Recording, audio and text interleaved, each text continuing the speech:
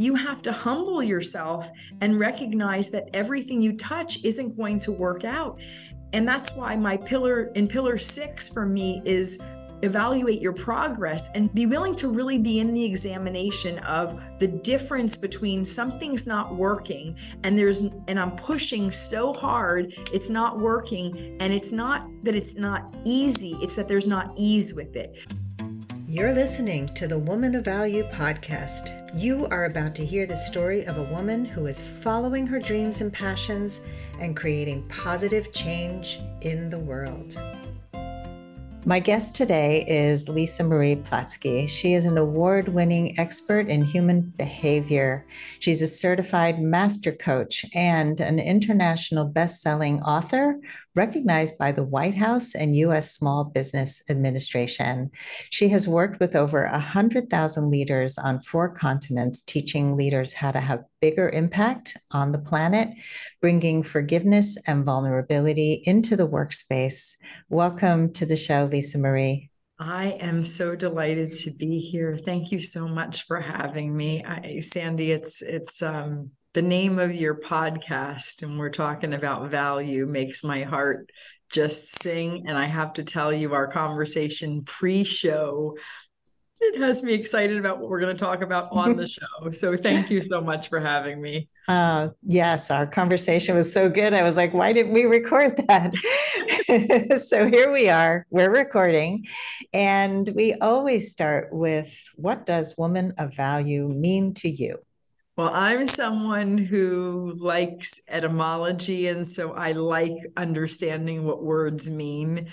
And when I look at the word value, value is about importance, it's about worth.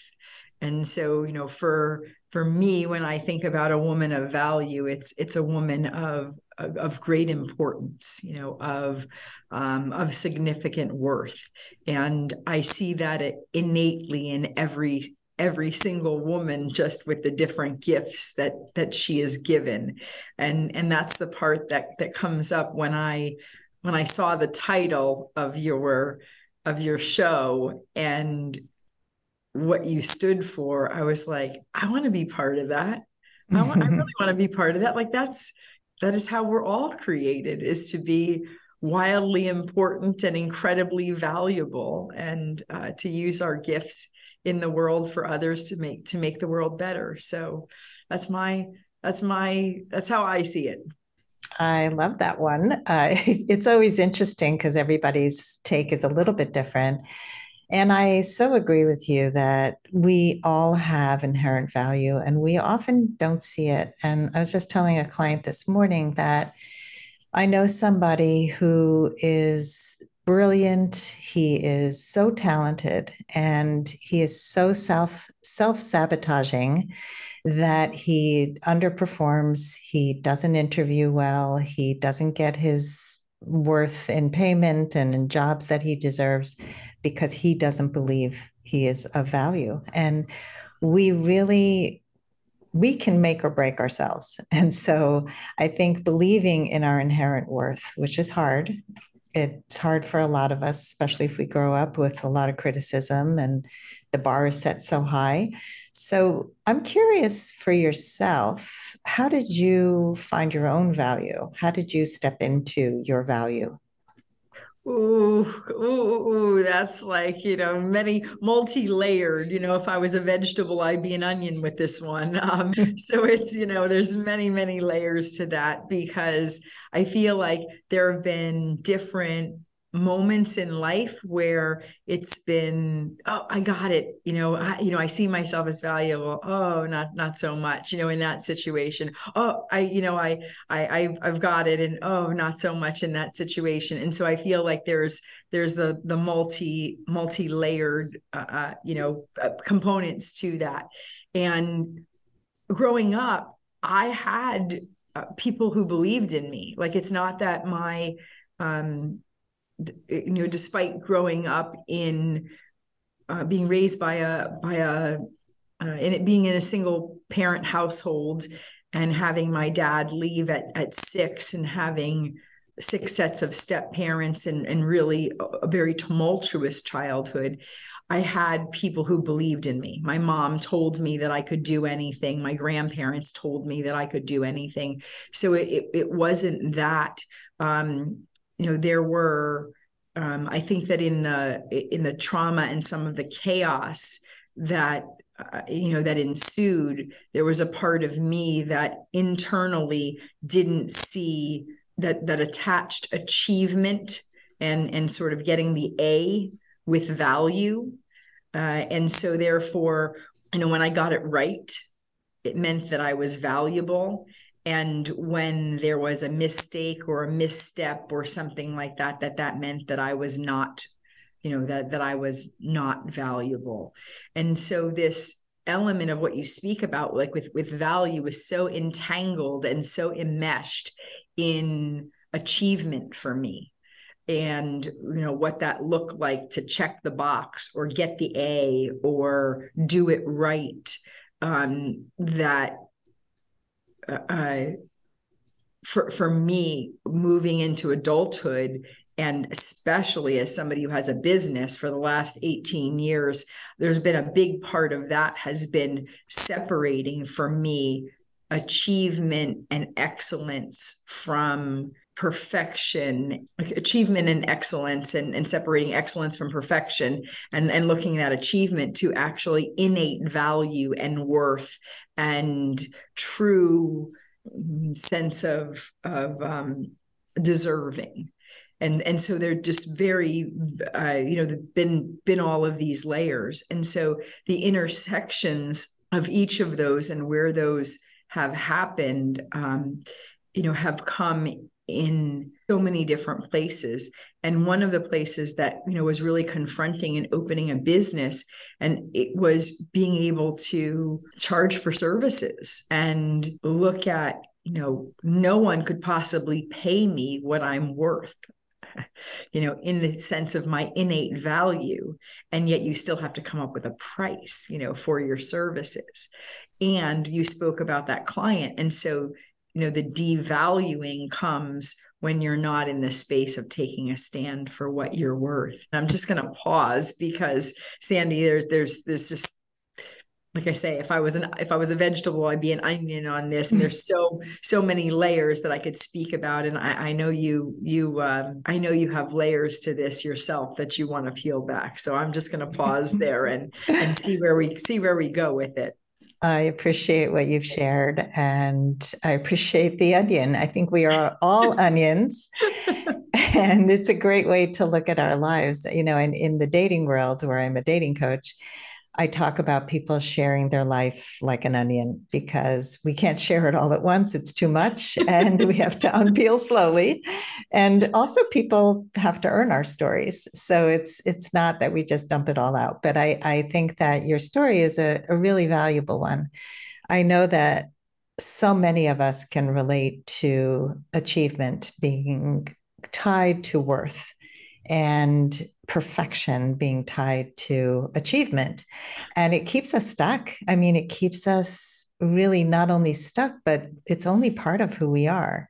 Achievement is not the whole picture. The thinking brain, the scientific brain, the analysis and the literal thinking, all of that is just a small part of who we are. But when we can access the emotional piece, the vulnerability, the beauty of who we are, the personality behind it, the lack of perfection, the fact that it's human to be sloppy and messy and make mistakes, and share those, which you just did, saying, I wasn't always this way.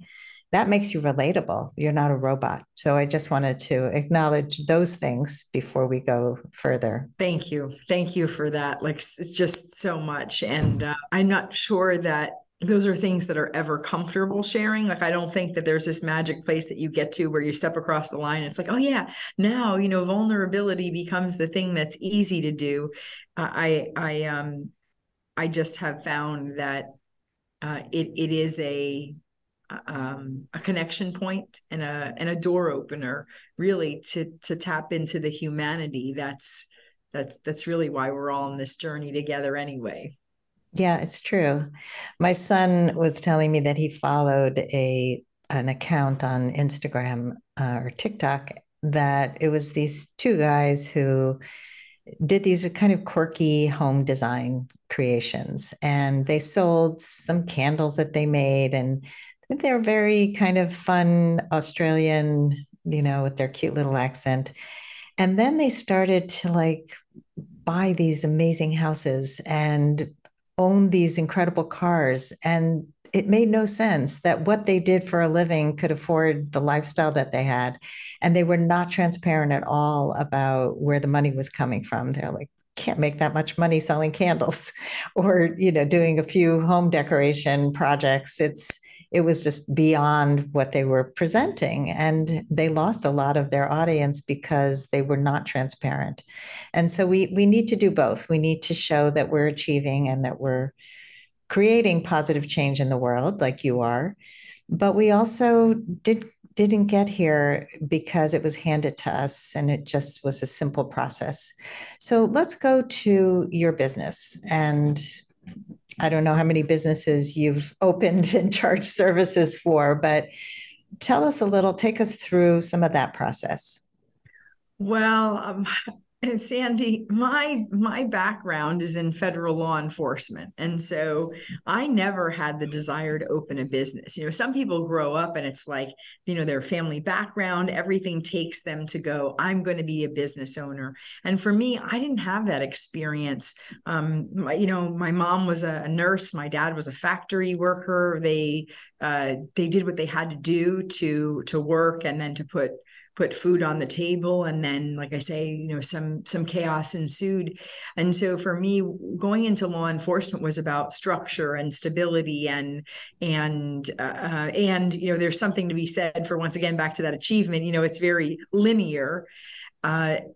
So I opened a business 18 years ago, and I've had various facets in that business and various revenue streams that have felt like their own, like opening another business, when you have books or when you have an e-commerce store, or when you open up a different line, if you will, of for revenue. However, it's been the same house, coaching programs, leadership training, leadership retreat. So all of these, under this umbrella.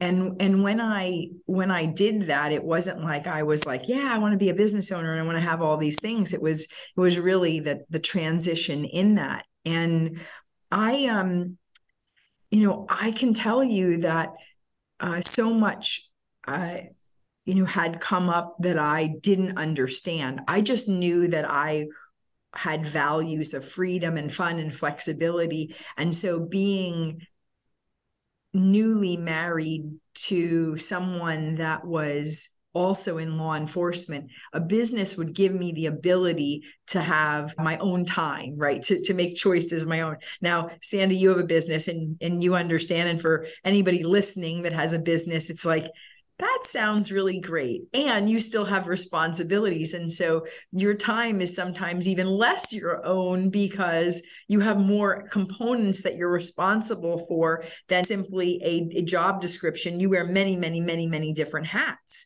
Here I was, in this, on this business journey, surprised by every time something came up to confront me and to challenge me.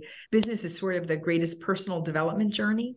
You get the things that are not working in your life. You get a business reveals those gaps in a greater way. This business of opening a leadership training and coaching and consulting company to be able to work with business owners and corporate executives is one that I didn't expect to be here 18 years ago and be in this place. It was a bit of a lot of surprises. And you can understand this because you're writing a book on choice points or getting ready to release a book on choice points.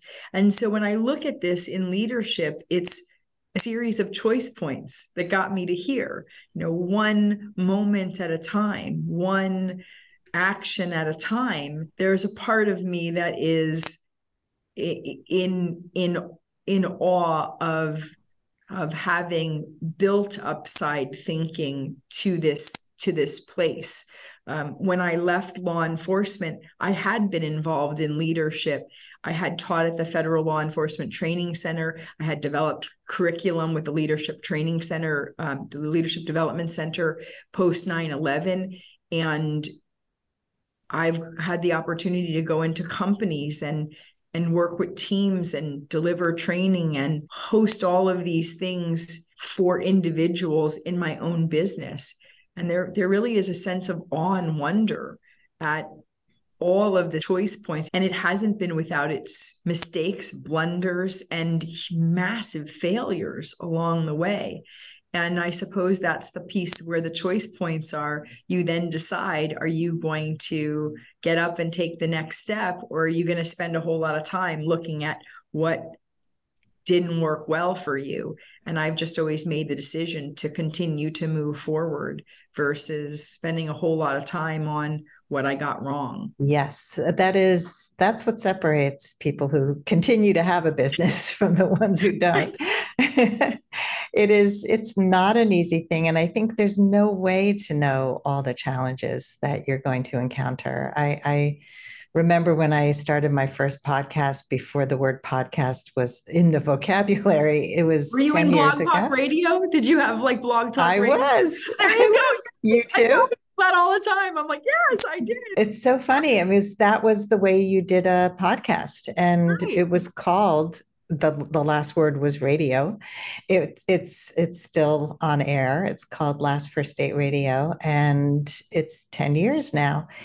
And when I started it, I had no idea what I was doing. I just knew that I wanted to grow my business. I wanted to get known by more people.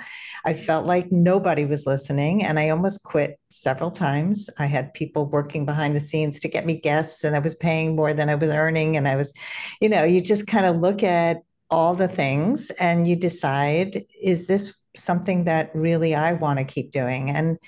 And I'm glad I stuck with it, because now it's the primary way that people find me as a dating coach.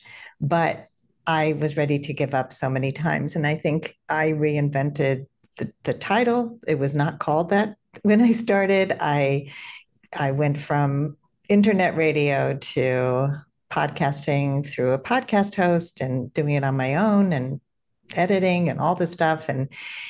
But it's you learn along the way, or you don't. And I think that's really the difference in people who are successful and people who are not, is being able to have the humility also to say, this isn't working for all the right reasons.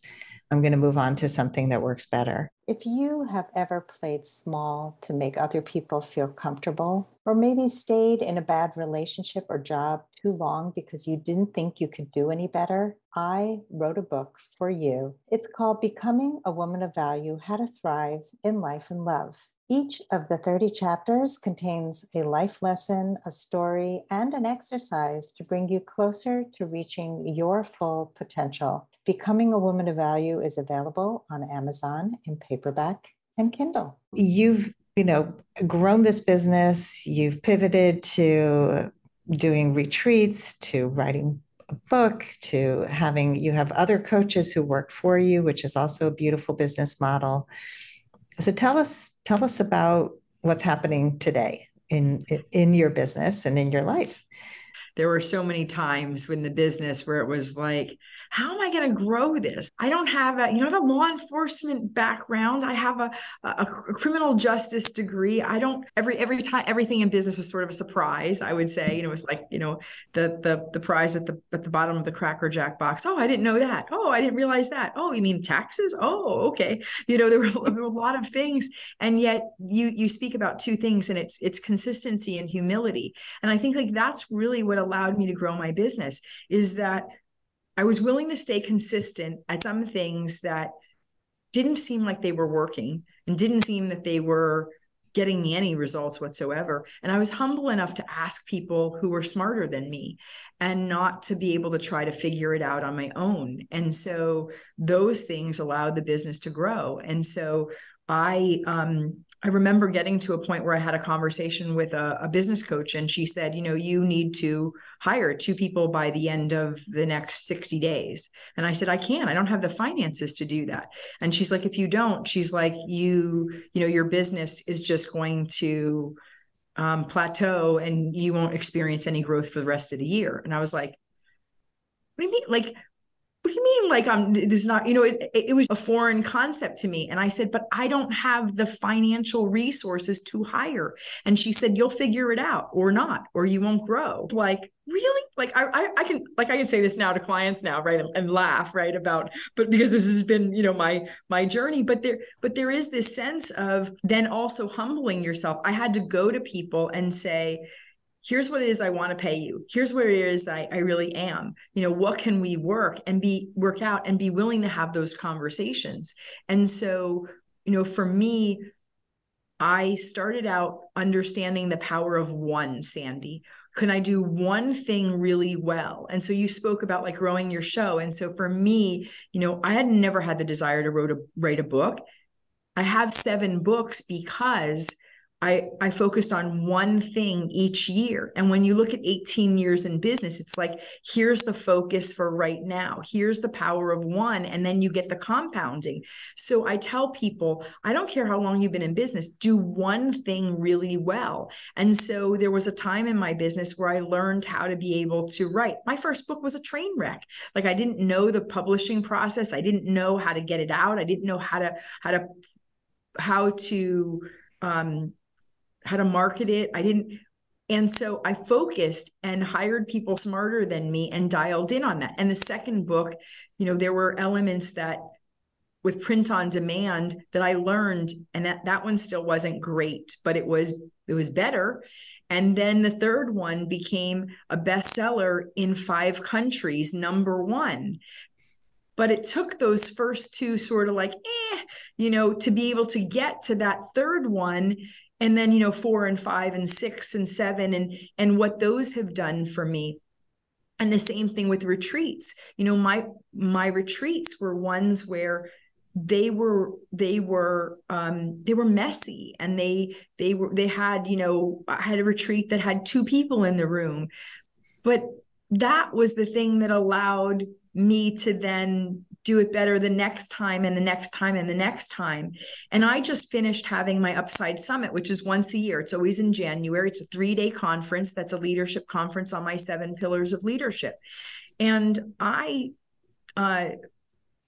finished that event and had people from all over the country in the United States, as well as other countries, come to the event to volunteer, to be in the room and attend, and to the level of transformation of these leaders that have 6, 7, 8, and 9-figure businesses, merging with people who are startups and corporate and sharing ideas.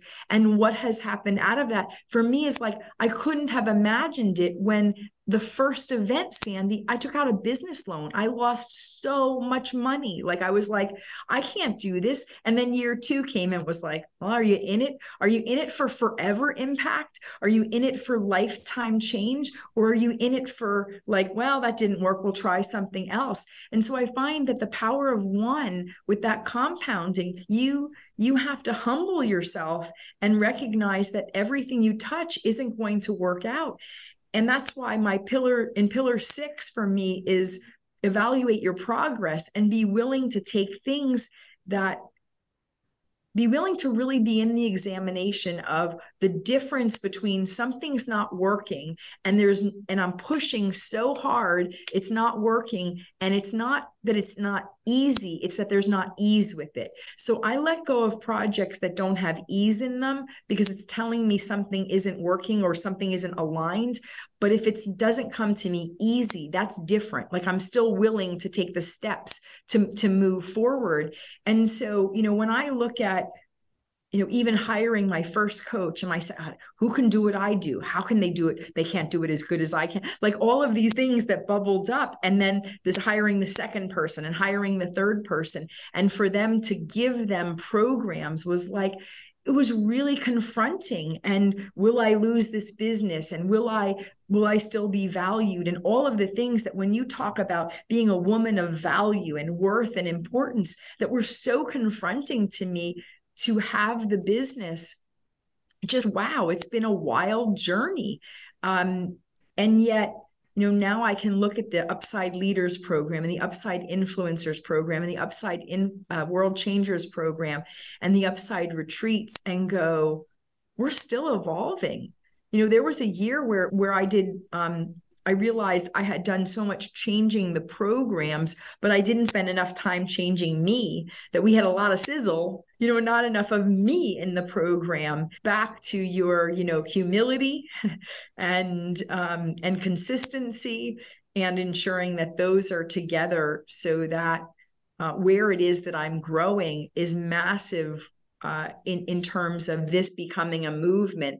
And all of those failures and missteps over the last 18 years to get to the place to go, I have coached and trained over 100,000 leaders. Like, who the heck would have thunk it? When I had trouble getting one person, to show up for something. Wow, who would have thunk it that I have 3 programs?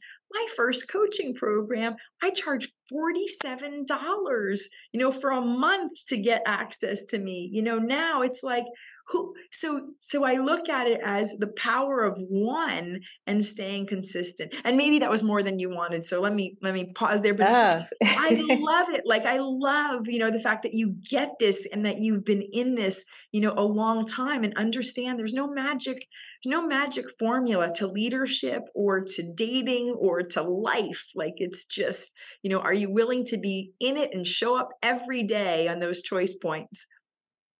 Yes, I just am geeking out on everything that you're saying because I can relate to all of it.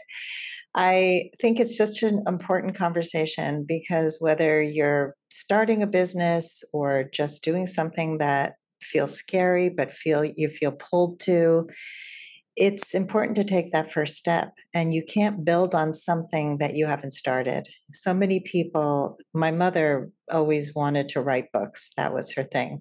I was never the writer, and she never wrote her books. She would come up with 100 excuses. She would write some articles, which got published, which was great. But this was the family writer. I was the family artist. And when I started writing, it was so like, I'm not supposed to be the writer. I was so programmed to be the artist and the artist. But then I discovered I could do other things like coach and lead and do things I didn't know were possible. So I can relate to so much of what you're saying. And in the book writing process, you can't edit what you don't write. And it's sort of similar to what you're saying. People have these thoughts in their heads, they have these ideas, but they don't bring them to action. And it's not going to always be great coming out of the gate. You're always going to have to improve things. The same thing with the dating process. You're out there, you go on that first date after a divorce and you're petrified and you think, I'm not good enough and I'm too old and who's going to want me? And then you realize I have worth. I am somebody of value and I get to be the chooser out here and I can improve my dating skills because they are skills. And so all of these things require skill sets that we can learn over time. Leadership is a skill set. I remember the first time I had a coach who told me I was a leader. And I said, no, I'm not. I'm the second child. Second children are not leaders. We have these crazy thoughts in our heads. So, sometimes it takes somebody else to see something in you, but you've got to be in process, like you said, and the consistency and the humility of like, is this working? But I love what you said about ease or easy. Easy is not what you're looking for in terms of this is going to be simple, but you also don't want to be working against your core principles or something is just feeling so out of alignment and it's just way too hard. And it should feel like fun. There's an element of fun and when you make an impact on people. So I I just love everything that you shared. And I love that you're constantly evolving and growing. And look at where you've grown, 7 books, amazing. You've impacted 100,000 leaders, and people are coming to you now. You're not pushing to get people, they are finding you. So there's so much to be proud of there. Thank you for that. And that is true. And I don't it's not that I don't understand it. It's that I just couldn't have, for as much as I believe in vision, I couldn't have seen that vision. I couldn't have, because it's like the little steps. And I appreciate you bringing the dating piece of when it's like, I'm going through this experience, and what do I have to bring? What do I have to offer? And I think that crossed my mind so many times as a business owner. Like, I was in law enforcement. Who's going to value, who's going to want this, who's going to want leadership has been done for, millions of years. We got Socrates and Plato. Why do they need Lisa Marie Platske? And yet that is why the woman of value spoke to me so much, is because that, back to where we started, importance and worth, they have nothing to do with what you do and everything to do with who you are as a human, as a woman. Like, you possess worth that is, and I get angel bumps all over, like, that is incomprehensible. And that is what, when embodied, is so attractive. Whether you have a business, whether you're in dating, whether you're in a family, that is what is magnetic, what attracts others to you. So thank you. What a great experience to be here with you in this conversation. Oh, thank you, Lisa Marie. And same, the minute we started talking, I felt your humanity, and I felt your grace, and I felt your sense of worth. It comes through because you are embodying who you are and what you do. Let us talk about the future, about your dream for the future. What is that? Ooh, dreams for the future. So years ago, I was recognized by the United States Small Business Association, and they did it was Women of Business Champion of the Year, and they asked me a question. Now, this is probably maybe 10 years ago, maybe 8 years ago. And they asked me a question, which was like, what do you see, for the business? And I remember saying to them, I'd love Upside Thinking to be a household name. And I alluded to it earlier, which is, I really see this as a movement. Upside Thinking for me is about peace and ease and alleviating suffering for people who are carrying something that's getting in the way of them truly shining their light as bright as possible. I am in the process of creating this Upside Warrior course, examining ways where I can create greater impact, both philanthropically as well as individually. And what I used to run from was that impact had to be this intrinsic piece.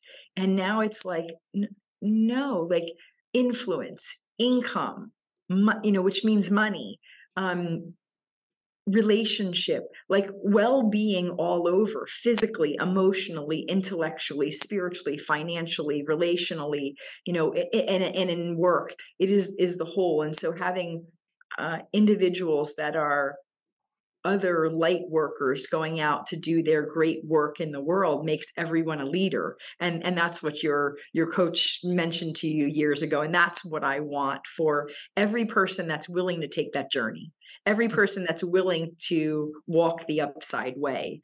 And so that's exciting for the future for me. That's very exciting. I think when you're very clear about your mission, it happens because you're putting all the pieces into place, and then within the container of Upside Thinking, you can then create so many little subsections that become apparent as you have gone further in this business.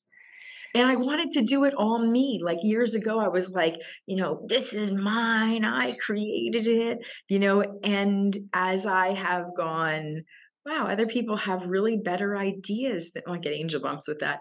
Like this is ours. And for me, God is the CEO of the business. I'm an employee, and there's other people who's working along with me, and that's what it's become. And there's something for me that had to change, to be able to let that go, because it was so gripping. And I think that was tied into the achievement. Like, if I don't, then I'm not valuable, right? And now it's like, other people who got a lot better ideas than me and who do things better than me, and let them go do their thing, and let me do the thing that I'm really good at, and let this grow, because if it's just me, it won't grow. I can't see it all, and I can't do it all, and so that's humbling. Yes. So Collaboration and community are so essential for growth, and being able to admit that I do this really well and I don't love doing this other part, or I don't see everything. I can't see everything. I remember a business coach I had who said, she was taking a look at my website, which was a complete mess at the time. It was like, I thought I had to include the entire kitchen sink with my website, like every part of my life, and the fact that I was an artist and I was a parent and I was this and she's like, you got to clean house before you want to have people over. It's like, clean up the mess. So, just learning from people who have seen things, who know things better, hiring people who can help you. So important. Well, and having friends that are truth tellers, because here I am, this is probably, I want to say this is maybe a year and a half ago. So a year and a half ago, I'm on a plane with a friend of mine who I happen to coach his wife. He's sitting next to me, and he says to me, yeah, and this is before I coached his wife. He goes, "Yeah, Lisa," he goes, "we've been friends, and I was on your website, and I got to tell you, I really don't know what you do still." And I mean, like, this is somebody who's like one of my closest friends. And I'm in business now at this point, like 16 years. Like, this is not like, and I'm thinking, and like, I'm getting clients and stuff. And so I'm thinking, my stuff's pretty good. And he's like, yeah, he goes, and just the way he said it, so nonchalant, I was like, you got to be kidding me. And so I hired somebody, and literally, like, I burned everything down to the ground and rebuilt. I was kind of going, I remember saying to my business coach, like, I feel like the last 16 years, like, are just like, I didn't do anything well. And he said to me, and he's very like matter of fact. And he goes, you got to look at it like this. You were like a caterpillar, and you ate a bunch of good stuff. And now it's time for you to turn into a butterfly. And I was like, well, all right then, well, all right. Like, that's what, if we're going to look at it that way, great. And so I literally, everything on my website, every program name, everything. And, and here I am, and it's year 16. And so, that's sometimes the case with relationships and the dating process and what we want in our lives. And I don't want to be in that fear of like, by casting it all aside, that it means that I did something wrong or that it wasn't valuable. It's that tapestry. Like, it was needed, and it's not working. Yeah. And you can't have that clarity unless you already created the other stuff. Like, it's, at least you put it out there, at least you created that first pot, that first everything, it's that first book made way for the next book, which made way for the bestseller book. And it's that fear of, if I can't get it right, so I'm not going to try it. That's what stops people. And so it's that, I tried it. I did it. It was working for a while.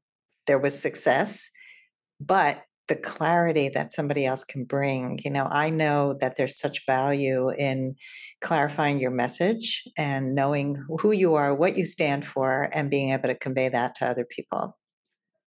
Really absolutely. Important. And that's the reason why I may be a business and leadership coach, but I have a whole host of coaches, because I need truth tellers in my life and not just friends. And so, much like I'm sure you see in the work you do, you could be dating the same person 65 times and not see it. And then you have you come in and go, well, here's the thing that, and it seems so simple, and it seems so, and yet we can't see it. And so being open to the truth telling in all areas allows change and possibility and newness and really growth to happen. Yes. So Yeah, that's the humility piece again. Let's go to the lightning round. Are you ready? I'm ready. Okay, she's got her seatbelt on. I used to think I wasn't blank enough. Worth enough. That's a big one. Yeah. What was the number one thing holding you back from becoming a woman of value? My opinion of myself. Yep. What is the best advice you can give to a woman who wants to become more empowered? Stand in front of the mirror and actually look at who you are. Do it from a place of the love and compassion that you would show to the person in your life that you love the most. And so until you get to the place where you actually can see it, show that love and compassion that you would give to somebody else. Yeah, when you first started saying stand in front of the mirror and look at who you are, I'm going, they're going to be like, ooh, look at that. Look at who I behave. I'm too old. I have wrinkles. I don't. Ugh. But when you bring in the place of loving compassion that you would show to somebody you love, to a spouse, to a friend, to a parent, whoever it is, a child, you would not talk that way to yourself. So Not at this all. is Not at all. When I put dates on the calendar for myself, like, this is my evening for me, I found early on it was easier for me to cancel on me and go, no, I don't have anything that night. Sure, you can take that space. And then it was like, I am making a date with myself, a commitment to me. And I would never break that with my best friend, my husband, my mom. Why would I do it with me? Mhm. And so when I really, got clear, but it took me being able to see the innate, that I wouldn't do that to them. So that, and it's the same thing with the mirror. Yeah, no, that's important. What advice would you give to your younger self? It's not that deep.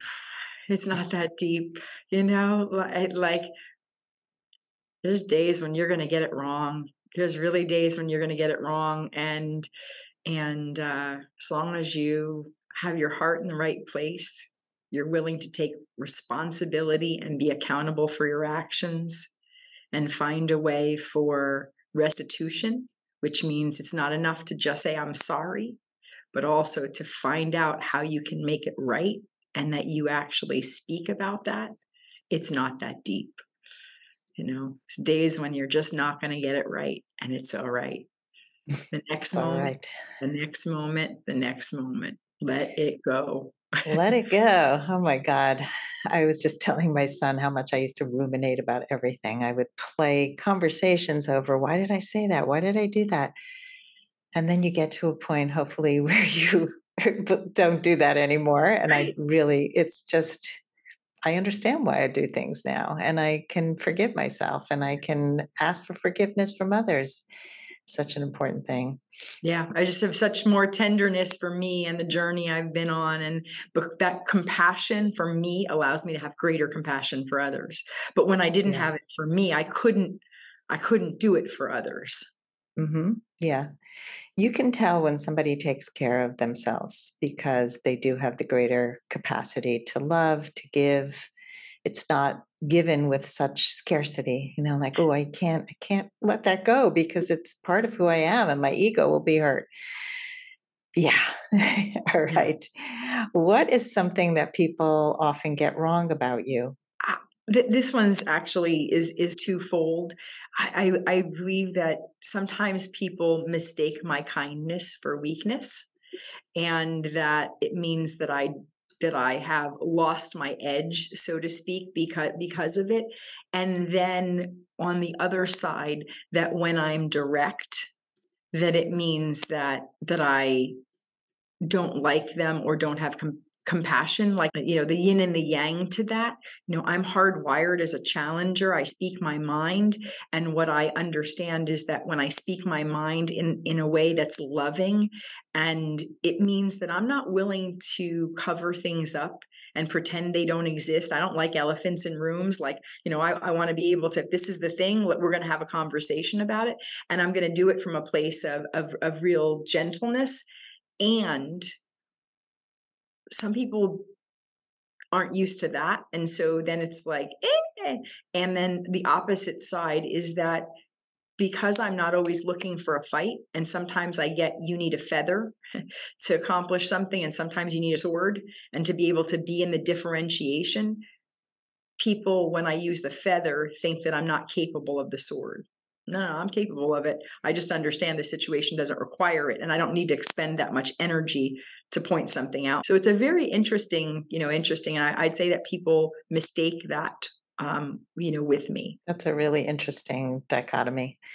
And I think a lot of women in particular can relate to that, because we don't have to have loud voices to be strong. We don't have to power over to be a leader. But being direct, being clear, telling the truth is the most valuable thing. And that there are a lot of people who don't know how to do that with grace and kindness. They do it as a criticism. They don't do it to build somebody up. There's a big distinction.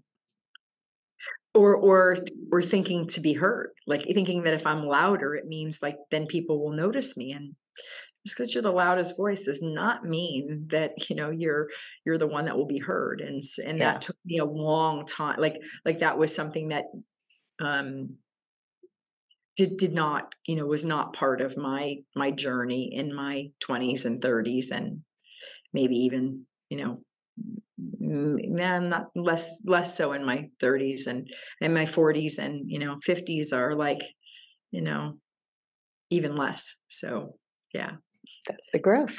Right, exactly. Yeah, we're not raised to understand these things. Most of us don't have models for healthy communication, for boundaries, for really what leadership really is. And I think there's a lot of misunderstandings about leadership, but that's a whole other podcast.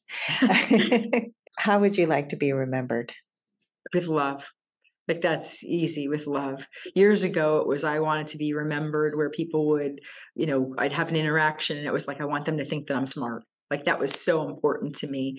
And now it's hands down with love. It's like, if nothing else, if they remember nothing else with me, and it starts to move me to tears, it's like, that I don't, it really makes me cry. I don't care about people because there's a book that tells me to. It's that I truly love people for the humanity of who they are, and appreciate who they are, not what they do. That's beautiful. And it takes us full circle from the very beginning of this conversation, where you talked about going from achievements to more being than doing, and balancing all of that, and really being known for the humanity. I think that is so key and so lovely.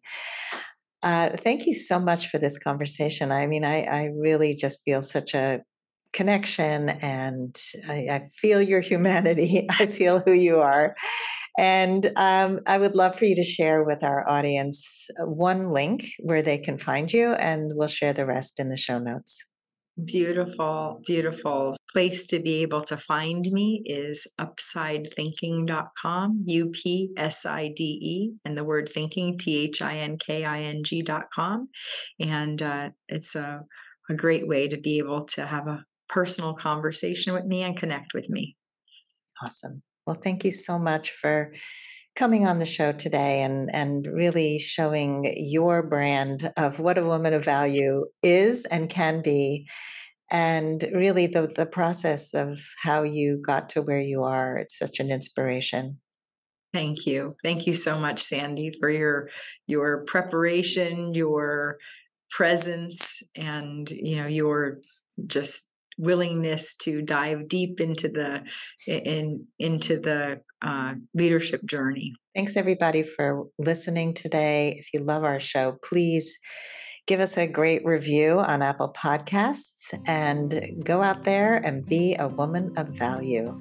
If you would like to step more fully into your value, grab a free copy of The Ultimate Guide to Becoming a Woman of Value on my website, thewomanofvalue.com. Just click the link at the top of the homepage. And if you haven't already done so, be sure to click the subscribe button in your listening app.